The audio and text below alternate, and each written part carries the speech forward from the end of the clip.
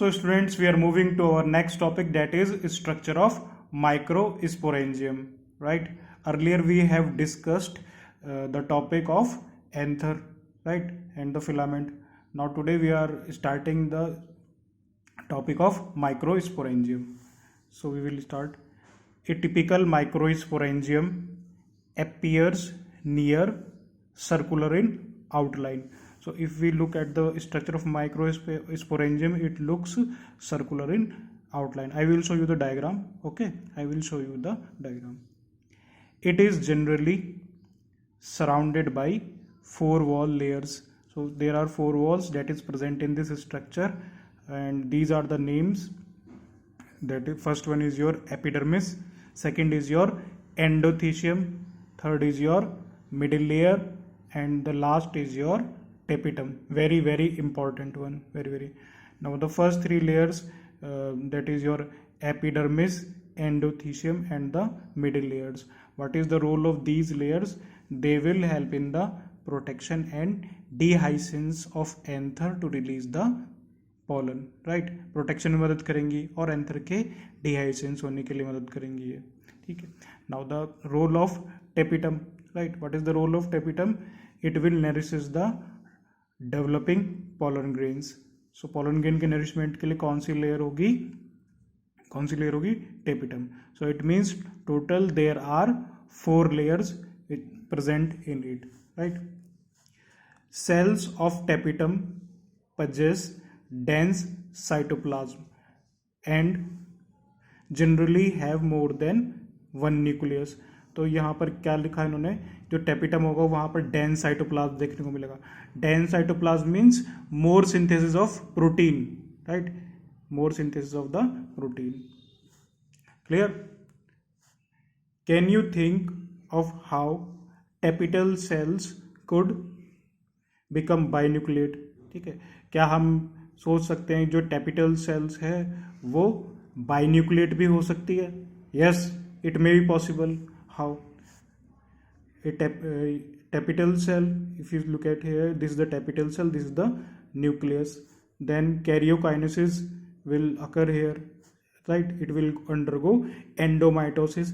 तो यहाँ पर जो है ये सेल जो है, ठीक है, ये जो सेल है उसके अंदर कैरियोकाइनेसिस होगा.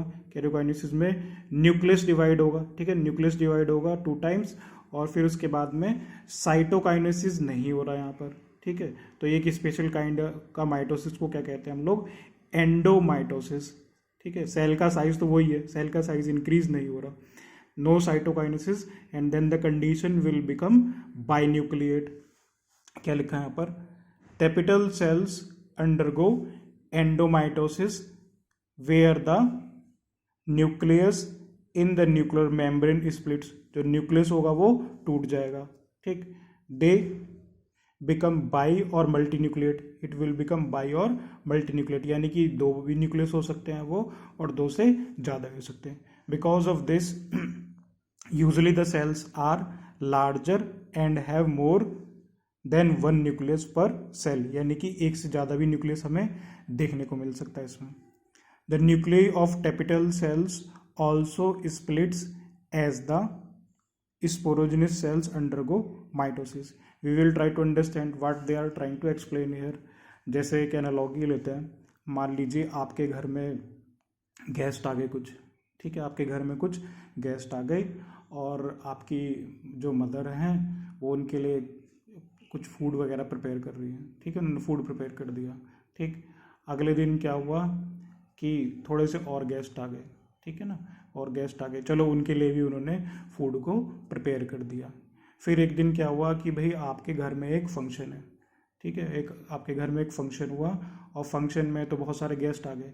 तो फिर आपकी मम्मी ने कहा कि भाई अब मेरे बस की नहीं है, ठीक है ना. तो फिर उसके लिए क्या करा, बुलाया, ठीक है ना, बुलाया कुछ लोगों को कि भाई मुझे अब हेल्प की ज़रूरत है, ठीक है ना, मुझे जो है फूड बनाना, जो खाना बनाएंगे उनकी ज़रूरत पड़ेगी, तो उसके लिए अलग अलग वो चाहिए, ठीक है ना, अलग अलग लोगों की ज़रूरत पड़ेगी. Same like this happens in hair, ठीक है ना. भाई एक न्यूक्लियस है यहाँ पर, फिर 2 न्यूक्लियस, यानी कि जो आपका पोलन ग्रेन्स है उसको नरिशमेंट की ज़रूरत है, अब नरिशमेंट की जरूरत है तो इसका मतलब क्या हुआ, न्यूक्लियस को डिवाइड करना ही पड़ेगा। बाई न्यूक्लिएट भी कंडीशन हो सकती है, मल्टी न्यूक्लिएट कंडीशन भी हो सकती है। क्लियर। चलिए now we look at the diagram. ठीक है, एक बार डायग्राम में देख लेते हैं हम लोग, है ना, डायग्राम में देख लेते हैं।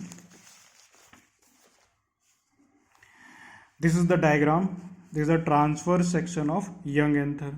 ठीक है, transfer section of young anther. First a part is the transfer section of a young anther. If you look at here, it appears circular in outline. ये कैसा है यहाँ पर, circular in outline है। ठीक है, microsporangium appears circular in outline. This is the connective। ठीक है, जो उसको कनेक्ट करके रखे हुए हैं। ठीक, ये देखिए आप, ये इसमें टेपिटम है। ठीक है ना, टेपिटम है, ये मिडिल लेयर्स हैं। ठीक है ना, ये epidermis, endothecium, sporogenous tissue. And if you look at here the outermost layer, ठीक है, ये एपिडर्मिस, ठीक है, एपिडर्मिस है। फिर एंडोथीशियम, देन मिडिल लेयर्स, ठीक है ना, मिडिल लेयर्स, देन टेपिटम। तो जो बाहर की 3 लेयर्स थी कौन कौन सी हैं वो, अभी इस पे ध्यान मत दो, ये क्या लिखा हुआ, microspore mother cell, I will explain. ठीक है, तो अभी हम ये देख रहे हैं कि भाई माइक्रोस्पोरेंजियम में क्या क्या बता रखा है। तो एपिडर्मिस, ठीक, एपिडर्मिस है, एंडोथीशियम है, मिडिल लेयर्स है और टेपिटम है। जो शुरू की 3 लेयर्स हैं, एपिडर्मिस, एंडोथीशियम और मिडिल लेयर्स, उनका क्या रोल है यहाँ पर, प्रोटेक्शन के लिए मदद कर रही है। ठीक है ना, दे विल प्रोटेक्ट। और जो आपकी कौन सी है, टेपिटम है, वो क्या है यहाँ पर, किसका प्रोवाइड, क्या कर रही है वो, नरिशमेंट का प्रोवाइड। नरिशमेंट किसको प्रोवाइड करेगी, वो जो पॉलन ग्रेन्स डेवलप होंगे। ठीक है ना, जो पॉलन ग्रेन्स डेवलप होंगे उसके नरिशमेंट के लिए। ठीक है ना, तो इसलिए यहाँ पर बाई न्यूक्लिएट कंडीशन भी है और मल्टी न्यूक्लिएट कंडीशन भी हमें देखने को मिल सकती है। फिर क्या लिखा है यहाँ पर, when the anther is young a group of compactly arranged homogeneous cells called sporogenous tissue occupies the centre of microsporangium. जब एंथर यंग होगा तो ग्रुप जो होमोजीनियसली सेल्स हैं, ठीक है ना, कॉम्पैक्टली जो पास पास अरेंज होमोजीनियसली सेल्स हैं, होमोजीनियस सेल्स हैं, उसको हम क्या कहेंगे यहाँ पर, स्पोरोजेनियस टिश्यू। और वो कहाँ पर हमें देखने को मिलेंगी, वो सेंटर में देखने को मिलेंगी। ठीक है ना, सेंटर ऑफ माइक्रोस्पोरेंजियम के अंदर हमें देखने को मिलेंगी।